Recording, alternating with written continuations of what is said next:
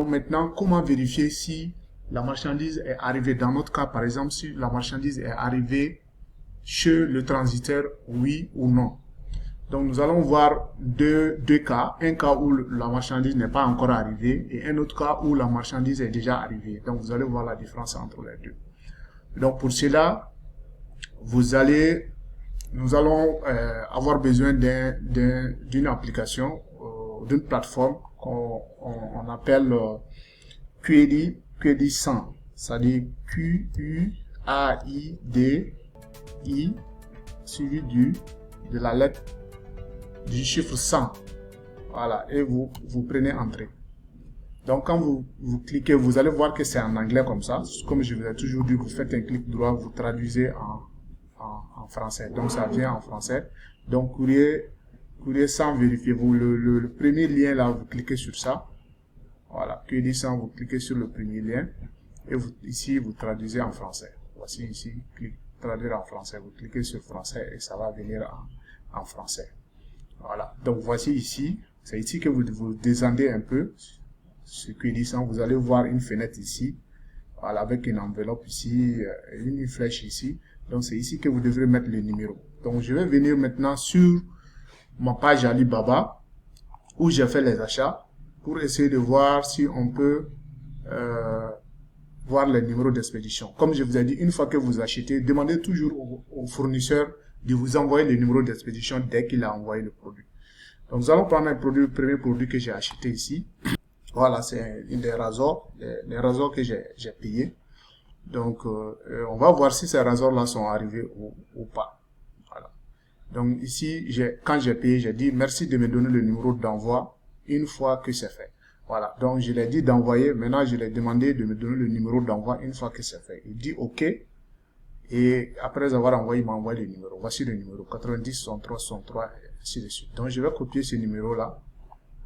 Je vais faire le suivi pour voir est-ce que ce colis là est arrivé chez mon transiteur. Parce que ici en haut j'ai donné le contact du transiteur. Donc il doit amener mon colis là chez le transiteur. Donc, je vais vérifier maintenant, est-ce que réellement c'est arrivé chez le transiteur? Comme il a envoyé le numéro, mais il n'a rien dit, si c'est arrivé ou pas, le transiteur aussi ne m'a pas contacté. Je viens sur QD 100 et je viens sur la fenêtre ici, je viens coller ici. Voilà. Donc, je colle le numéro ici et je lance la recherche pour voir ce que ça va me donner. Voilà. Vous voyez? Donc, voici l'itinéraire de cette marchandise que j'ai payée. QD 100 va vous donner l'itinéraire de la marchandise. Vous voyez, la marchandise a été payée le 2 décembre 2021 à 20h13, heure de la Chine, quoi, à 20h13. Voilà, direction du développement économique de Yulun. Donc ça, c'est à l'usine, reçu. Vous voyez, le paiement a été reçu par eux. Donc maintenant, vous allez voir la chronologie au fur et à mesure. Donc toujours le 2 à 21h, l'Express est arrivé à la division. Vous voyez, de You Logistique Express. Le dernier arrêt est ainsi de suite. Ça, c'est à 21h. Toujours le 2 à 22h, vous voyez. Et en cours de chargeage, le numéro de sac est, voilà. La destination est Guangzhou. Voilà, parce que le transiteur est à Guangzhou. À 22h50, l'envoi a été envoyé à Guangzhou. Ainsi de suite. Jusqu'à le colis est arrivé le 12e mois 2021. Donc vous voyez, Guangzhou, votre express a été signé. Dès que vous voyez express signé, ça veut dire que c'est reçu par le transiteur, sans problème. Si vous entendez, vous voyez que c'est signé, ça veut dire que c'est arrivé. Ici, il n'y a pas de trace de signature. On ne parle pas de signature ici. C'est le trajet qui est là, avec les numéros des sacs et tout. Mais, une fois que la marchandise est arrivée, c'est arrivé le 12e mois 2021 à 11h25 le samedi à Guangzhou. Votre espèce a été signé pour la destination. Voilà, vous voyez. Amis, si vous avez des questions, veuillez contacter le vendeur. Donc vraiment, je suis sûr que c'est arrivé. Même si le transiteur ne me donne pas la confirmation, je suis sûr que c'est arrivé à Guangzhou, à l'adresse que j'ai indiquée au transiteur. Donc c'est un exemple de cas où vraiment la marchandise est arrivée à destination. Donc, vous pouvez le suivre depuis le 2 jusqu'au 4. Donc, comme j'ai dit, il est dans le délai parce que le fournisseur a 7 jours pour que la marchandise soit acheminée, mais il l'a fait en 2 jours. Donc, vraiment, il est dans le temps. Voilà, ça c'est un premier exemple. On va prendre encore un second exemple. Peut-être là où le colis n'est pas arrivé. Ici, je vais prendre cet article. C'est des préceptes de jus, voilà, que j'ai payé. Et j'ai aussi demandé, comme je l'ai toujours dit, demandez toujours de vous envoyer le numéro d'envoi. Voilà. Et ici, je vais traduire pour vous. Ici, j'ai traduit. Nous avons reçu le paiement et une fois que j'aurai reçu le numéro de suivi, je vous le ferai savoir. Voilà, parce que j'avais déjà demandé de me donner le numéro de suivi. Voilà, il dit bonjour, voici le colis qu'il a envoyé, il a fait la photo, voici mon nom là-dessus, voici mon numéro de téléphone. Voilà, voici, il a envoyé le numéro. Voilà, donc on va copier ce numéro,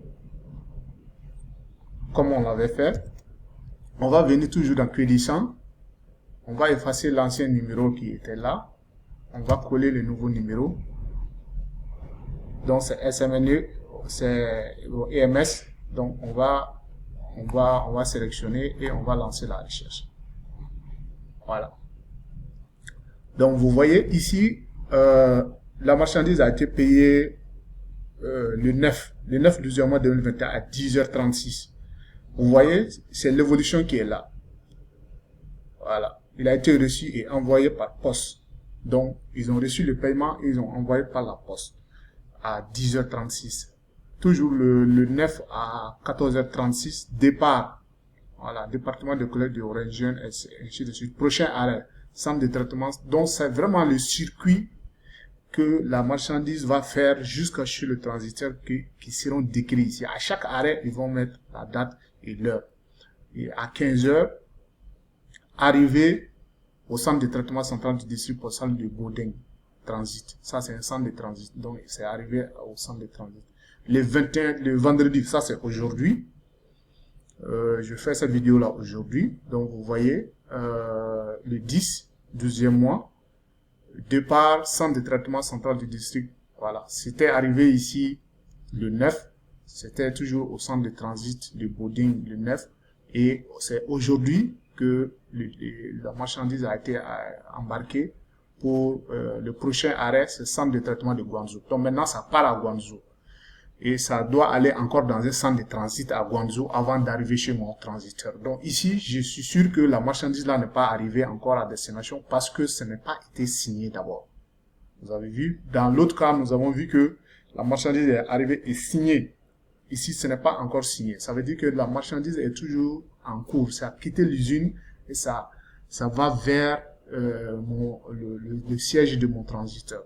Voilà, donc c'est un peu comme ça, vous pouvez suivre l'évolution de votre marchandise jusqu'à destination. Donc, une fois que vous voyez que c'est écrit, votre marchandise a été reçue, signée, ça veut dire que c'est reçu par le transiteur. Donc, même si le transiteur ne vous envoie pas le message, vous êtes sûr que la marchandise est arrivée dans ses mains. Voilà. Donc, c'est un peu ça. Comment suivre l'évolution de votre marchandise une fois que vous l'avez achetée.